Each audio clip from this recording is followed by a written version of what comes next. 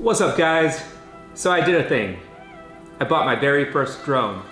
This is my official DJI Mavic Mini review. Let's roll the intro.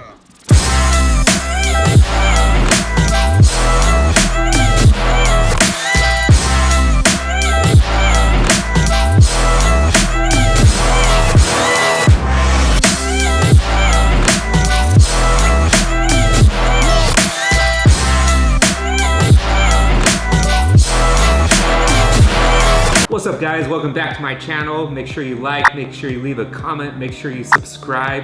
I'm hoping to make one video per week this year in 2020. Lifestyle vlogs, social media tips, everyday tech.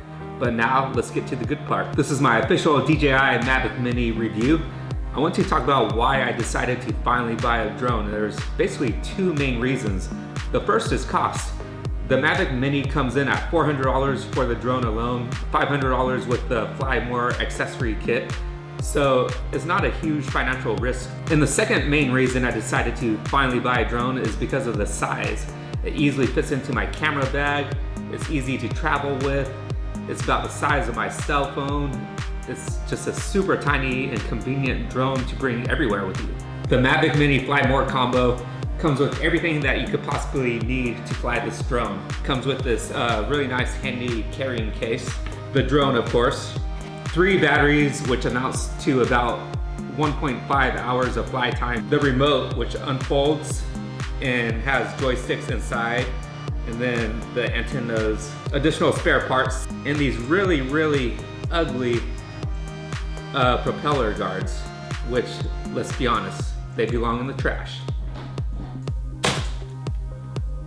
I think one important thing to note is just how easy it is to fly this drone.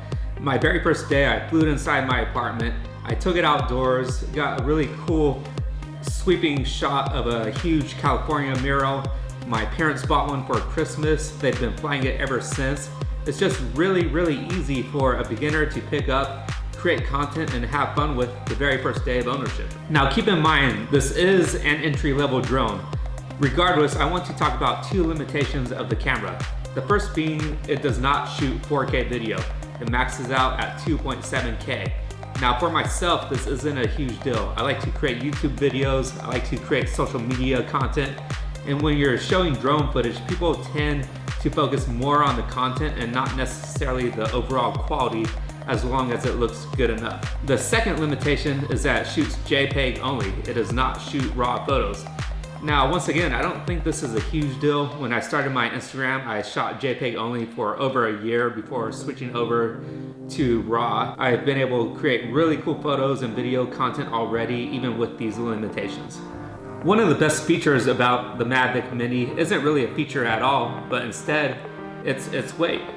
It weighs in at just 249 grams, 1 gram under the 250 gram limit. At 250 grams is when you have to register with the FAA. 250 grams is what they determined was dangerous for a drone crashing in most cases. One of my favorite features with the Mavic Mini is the automated flight paths. With the press of a single button, the drone will fly in a path, record footage while flying, and return to you automatically. It has 4 different options for this. The Dronie, which basically flies at a 45-degree angle away from you.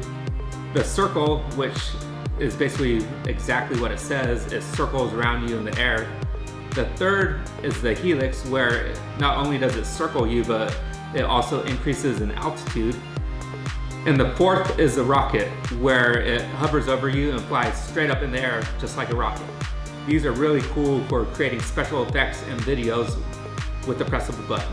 As a bonus to this video, I want to talk about one accessory that I actually think is worth it beyond the Fly More combo, and that is the drone holder.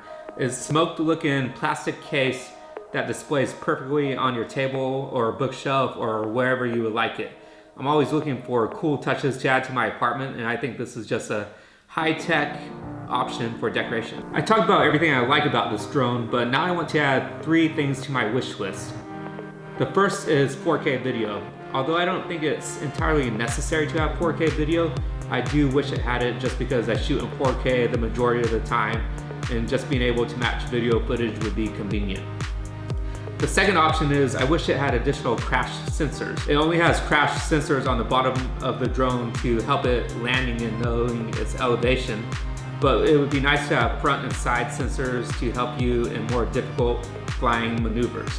And the third thing I wish it had was object tracking, which is basically when you're snowboarding, riding a bike, jogging, moving however you may be, the drone automatically follows you. All right, now for the fun part, my conclusion. I think this is an excellent first drone for any beginner or anyone on the cusp of wondering if they want a drone. This is basically the perfect drone for creating YouTube and social media content.